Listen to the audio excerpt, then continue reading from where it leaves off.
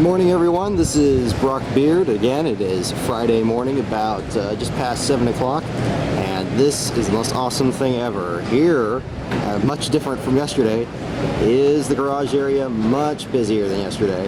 All the teams lined up. I see they have tech inspection going around the corner. I saw Kevin Conway's car going through.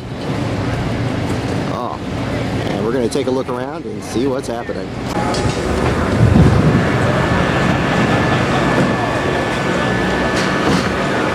More shots around the pit area. Here's that separation between the two garages. There's the Casey Kane, AJ Allmendinger, and Paul Menard cars all together.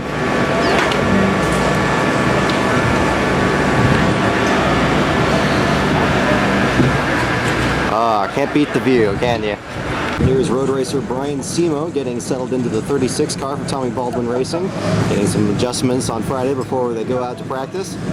As you see, the Tommy Baldwin car is a white paint scheme for the first time this year. It's had run the yellow car most recently, but Simo had a good run here in 2005 with the top 10. Hope for the same results today, but first got a good qualifying run a little later this afternoon.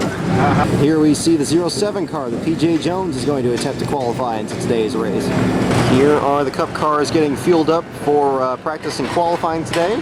This is again at the, as you can see, around turn 11 area. There's those steep gas prices as well. Denny Hamlin and Kurt Busch's car set up. You see Jeff Burton's car getting queued up. Here's another part of the track we were just yesterday. Looking at the tires getting set up here in the Goodyear shop, where some of the smaller teams are also parked up. You can also see that all the haulers are now here, lined up here. And check out the really awesome look on the 46 team's trailer. That's a sweet looking ride right there. And here's the entrance to the tire shop that I was telling you about yesterday. As you can see, the smaller teams are lined up here. You can see Dave Blaney's car, that's JJ Yaley's to the left of it. And there's Jan Magnussen's and I believe Nemechek's car at the very end there. On this side, we also have Brandon Ash's number 02. And we have that 55 car that we saw yesterday, Mike Waltrip's Prism Motorsports car. And as you can see, these three trailers right here are the two Prism Motorsports teams, well, for Brandon Ash's, right next to that fence I was telling you about. And that's the, again, one of the best kept secrets of this track, but I know about it now. Here also is the 46 car, the Whitney Motorsports machine, driven this week by JJ Yaley. Right now, this car came off the truck without any decals. They're now applying decals from the International Trucking Company, which came on board. Jasky announced this the other day. Now they're getting the whole deal set up. And there's Matt Yoakum. Matt Yoakum, I believe, talking with Felipe Lopez here at the garage area with a bunch of the other smaller teams around. I was about to say hi to him, but I almost called him Steve Burns, so I don't want to do that. I spent a lot of time talking about the smaller teams, but here's a way to balance it out. Here's Dale Jr.'s car coming through the paddock, as long as I don't get run over in the meantime. Here's Denny Hamlin's car going through tech inspection. And Kyle Busch's car is pushed off a minute ago. There's Jeff Burton's car next line. Jeff Gordon's behind it. Well, a lot of the drivers are going to be coming to the track about the next hour or so, and some of the top 12 interviews are going to be going on, and the media center are going to be going on about that time. So we're going to take a look at this opportunity to walk around the track a little bit. As you can see, this area is also busier than it was before. Just a few minutes into K&N West Series practice this morning, and somebody's already gone into the wall in turn 1. Can't quite make out the number on the car, but just goes to show how tricky this track can be, especially in that first corner. It's a good thing they put that wall there. This is where Ken Schrader and Steve Park flipped in 1999 during the Cup race. But he's out of the car, and that's always good news. Taking a breather in the media center, seeing the Winston West, or the K&N West Series. I've watched that sponsorship thing a number of times in these videos already. Seeing the cars coming by, getting ready for their feeder race on Saturday. Boy, it just shakes this building when these cars come by. It's awesome how close this place is to the track.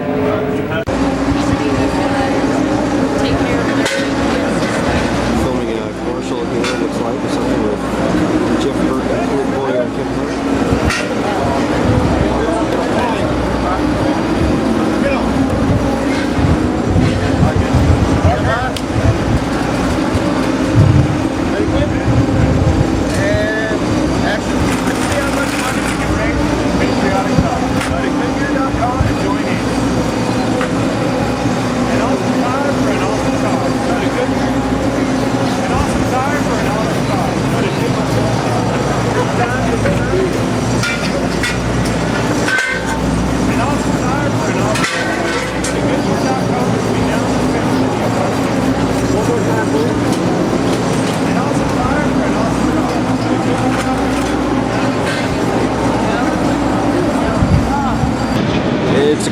afternoon. We got the NASCAR clips up online, and we got the cars on pit road. One by one, they're rolling out of the garage area, coming down here. You know what that means? Opening practice just around the corner. Here comes Tony Stewart.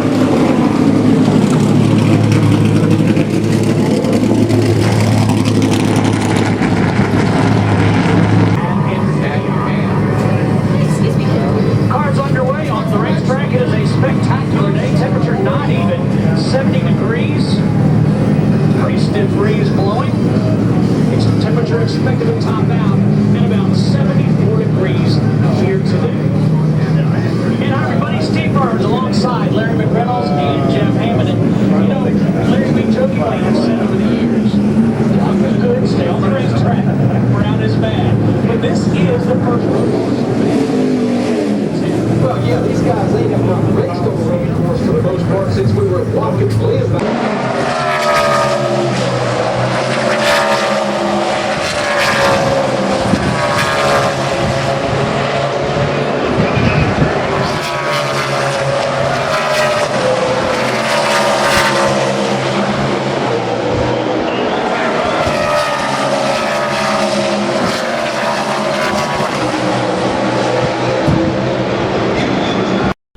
Brock Beard, frontstretch.com. I had a question about, since now we've worked through this first part of the season and we've been to one of all the different kinds of tracks with the rear spoiler, and now we're going with the rear spoiler with the road course.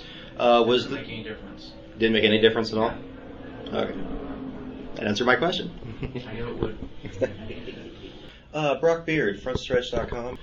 I wanted to, your road course experience is obviously beyond compare. I mean, you had the one win here in '97. You had so many of those wins at Watkins Glen.